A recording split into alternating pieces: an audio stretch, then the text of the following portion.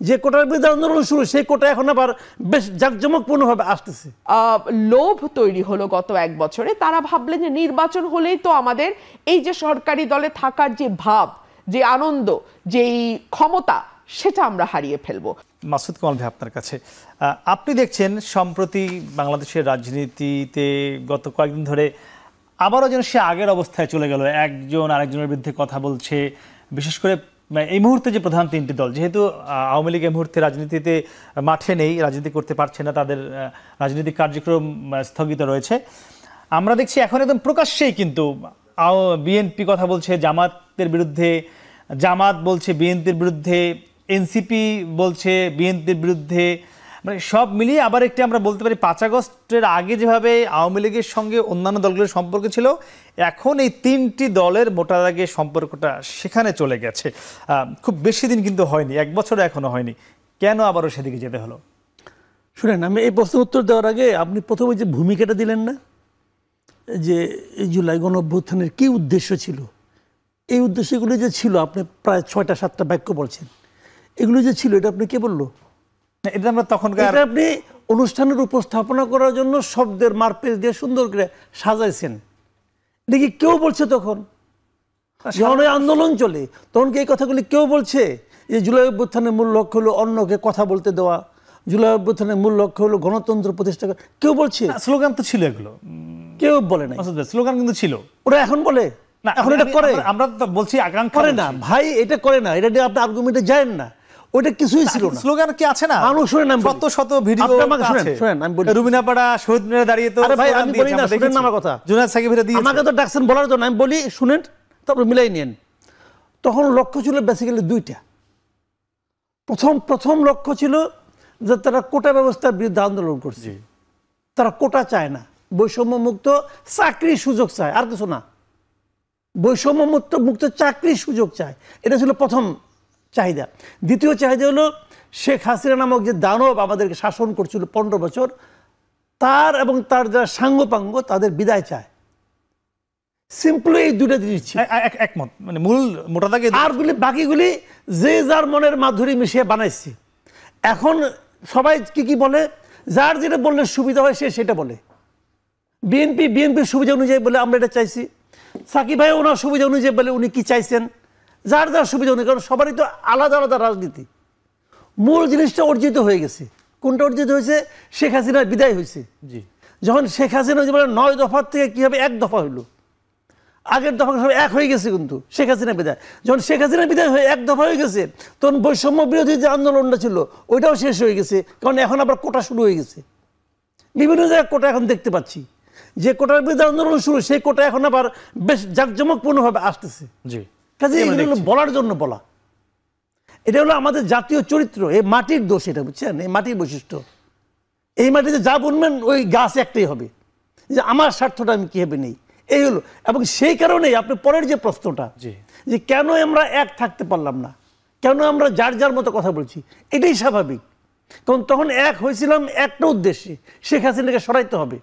তখন সবার সামনে উনি ছিলেন ভিলেন, এখন প্রত্যেকে অন্যকে ভিলেন মনে করে।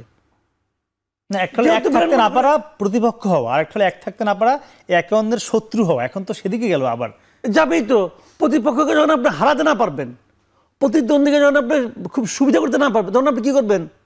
প্রতিদ্বন্দ্বীকে উল্টা, মানে আপনার ব্যাকডোর দিয়ে তাকে আপনি হিট করার চেষ্টা করবেন। সিম্পল হিসাব, এবং এটি তাই হচ্ছে এখন।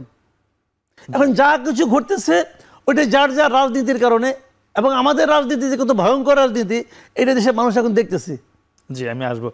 রবীন্দ্র ভাই, আপনার কিছু নিশ্চয়ই মনে আছে আজকের সেই দিন, যে 2024-এর জুলাইয়ের যে আজকে ঢাকা বিশ্ববিদ্যালয়, ঠিক এরকম সময় আর একটু পরে ঢাকার কন্যারা নেমে আসলো, তুমি কে আমি কে, রাজাকার কে বলেছে স্বৈরাচার।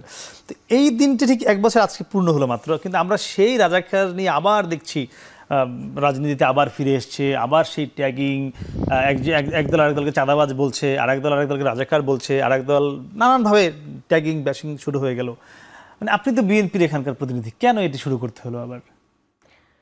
আপনাকে অসংখ্য ধন্যবাদ। আজকে 1 বছর প্রায় হয়ে গেল, তাই না? আর কয়েকদিন পরে 1 বছর পূর্ণ হবে, 5ই আগস্ট। পিছনে ফিরে তাকালে হতাশ হতে হয়। আপনি অনেকগুলো প্রশ্ন রেখেছেন না মাসুদ কামাল ভাইয়ের কাছে যে এটা এটা এটা এটা এটা এটা স্বপ্ন ছিল। হ্যাঁ, এটা সত্য যে 1.5 মাসের আন্দোলন প্রাথমিকভাবে একটা কোটা সংস্কার আন্দোলন ছিল, সরকারি চাকরি বৈষম্যহীন করার আন্দোলন ছিল, এবং পরবর্তীতে আন্দোলনটি এক দফায় পরিবর্তিত হয়।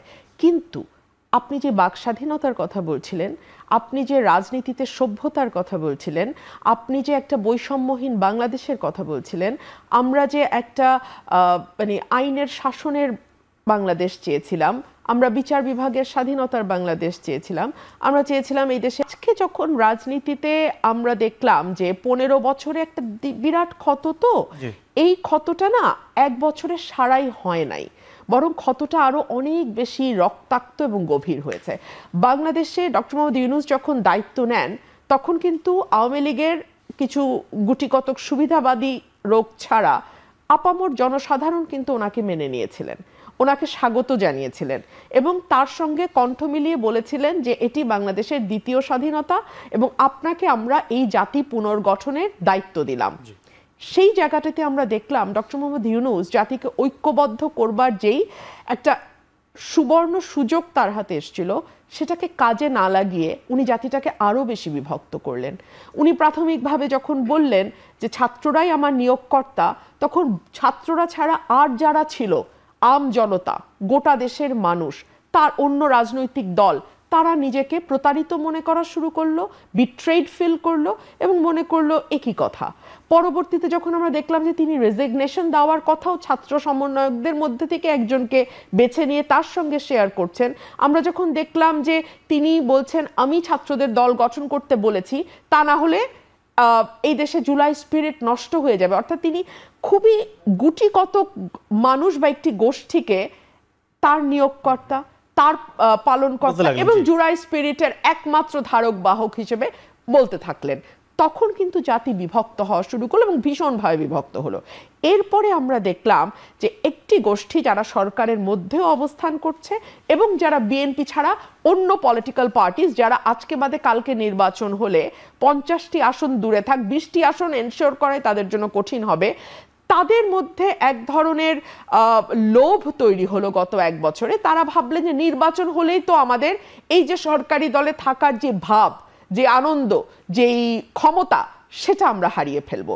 সো ঠিক হাসিনা যেভাবে ক্ষমতা ছাড়তে চায়নি, এরাও তো পরোক্ষভাবে ক্ষমতার সেই ঘনিষ্ঠতা, ক্ষমতার সেই কাছাকাছি থাকা, ক্ষমতার বলয়ের মধ্যে থাকাতে অভ্যস্ত হয়েছে। এই মুহূর্তে যদি বলি বাংলাদেশের যে প্রশাসন, ডিসি, এসপি কিংবা সচিব পর্যায়ের মানে কোন পন্থী লোক বেশি বসা আছে, এটা বলা খুব বাস্তবতা কি? আপনি আমাকে একটা কথা বলেন তো, প্রশাসনে যারা বসে, আমলা যারা হয়, তারা কি সত্যি কোনো পলিটিক্যাল পন্থী থাকে নাকি তারা সরকারি দলের হয়? সরকারি দল, এখন আপনি আমাকে প্রশ্ন করবেন, এখন তো কোনো সরকারি দল নাই। আমি একজন উপদেষ্টার রেফারেন্স আপনাকে দেই, তিনি হচ্ছেন রেজওয়ানা আপা। তিনি দেখলাম গতকালকে না পরশু বলছেন মবের সঙ্গে সরকার বা সরকারি দলের কেউ যুক্ত নন। তার মানে কোনো না কোনো একটা সরকারি দল আছে, আমি সেটি প্রত্যক্ষভাবে না দেখলেও কোনো না কোনো সরকারি দল আছে, যেই দলটি সরকারে না থেকেও সরকারি দলের সকল সুযোগ সুবিধা পাচ্ছে। এবং আপনি সহজেই অনুমান করতে পারেন, যেহেতু আমলাদের কোনো পলিটিক্যাল বৈশিষ্ট্য থাকে না, তারা সর্বদাই সরকারি দল করে। সো এখন যারা সরকারি দলের সঙ্গে যুক্ত, কারণ একজন উপদেষ্টা খোলাখুলি বলছেন সরকার বা সরকারি দল যুক্ত নয়, তো সরকারি দল যেহেতু একটা আছে, আমলা বলেন, এসপিডিসি বলেন, ওসি বলেন, পুলিশের কর্মকর্তারা বলেন, সকলেই নিশ্চয়ই সরকারি